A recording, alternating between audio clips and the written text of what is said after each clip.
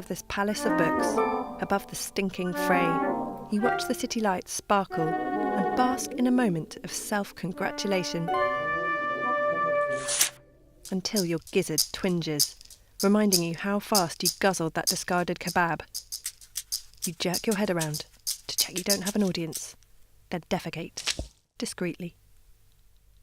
You ponder on all the trees chopped and pulverised and decorated with ink and stored beneath your coral feet, and the hordes of humanoids who troop in here daily to pore over them.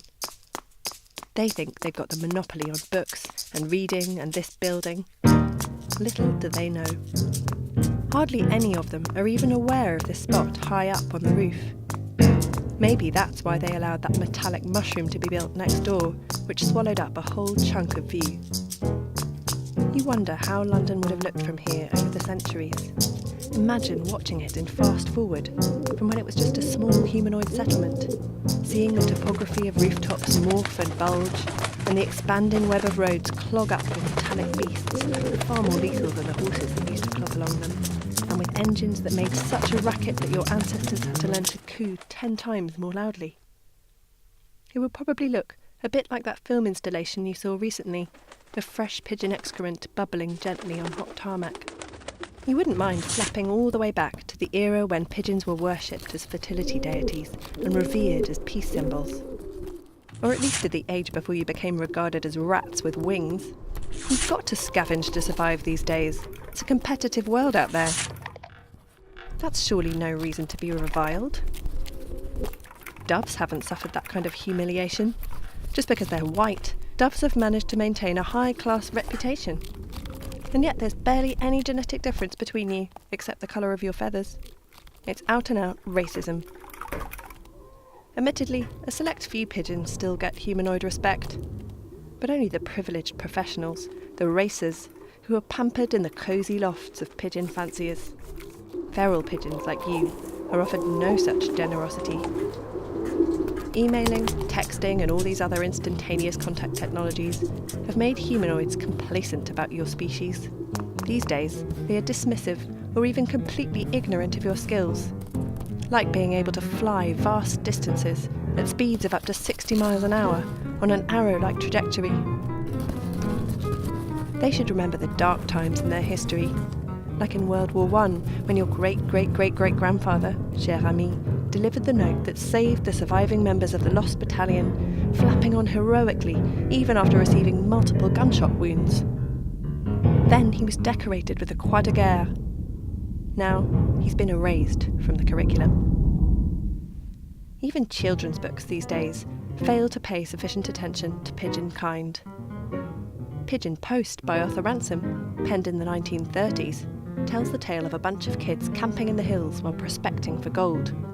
To reassure their parents, they sent a pigeon home daily, carrying a note. And if it wasn't for this fictional predecessor of yours, no adult would ever have got Tissy's message, saying fire, help, quick.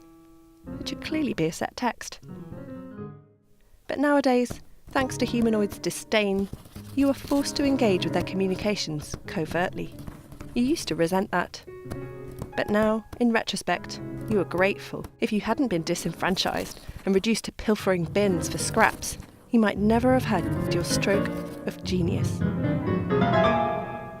It all started that day when you snuck inside the library in an unsuspecting tourist's rucksack. You hid up in the rafters until the building closed for the day, and then, when all was quiet, you flew down to explore.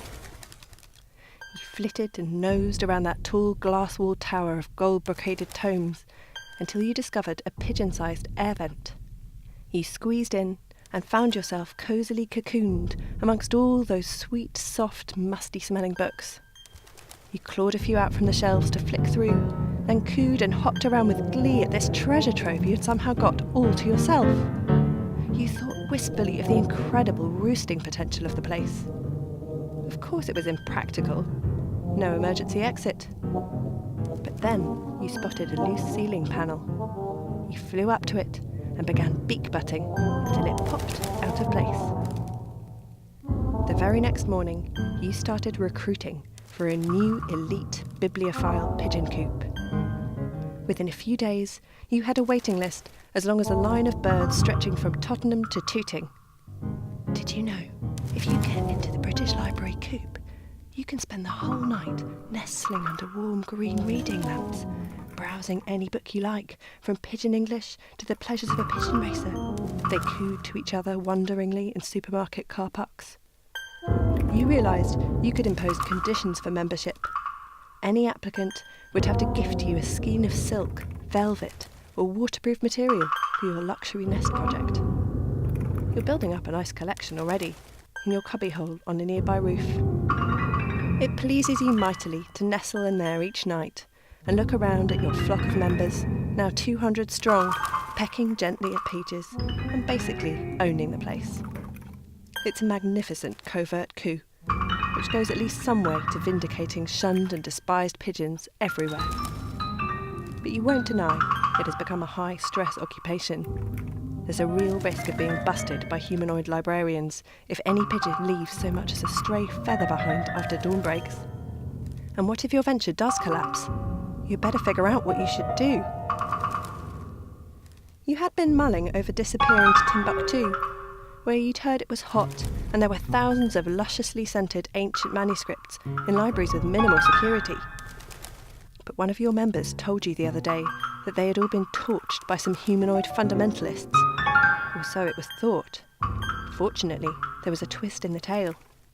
Some brave bibliophiles anticipated the crime and smuggled the manuscripts away to safer places, like carrier pigeons. It still puts a dampener on your holiday dreams, though. Maybe you could take early retirement and migrate to the British countryside, build that luxury nest, and spend your days flitting about amongst rhododendrons and flirting with aristocratic pheasants on country estates, like you've just strutted out of a D.H. Lawrence novel. But there are too many wood pigeons about, with their irritatingly syncopated coos, and you know how hard it really is to forage for a living outside the city, especially when you're addicted to leftover kebabs.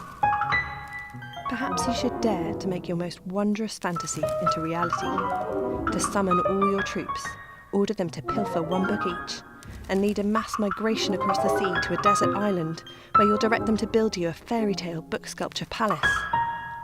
You'll ensconce yourself at the top, sniff that papery aroma laced with sea salt, and read as much as you fancy, day and night, while listening to the sigh and whoosh of the waves. But could anything really beat this perch? You wonder if you would find yourself missing this chaotic city almost as much as the secret haven you've created within its palace of books.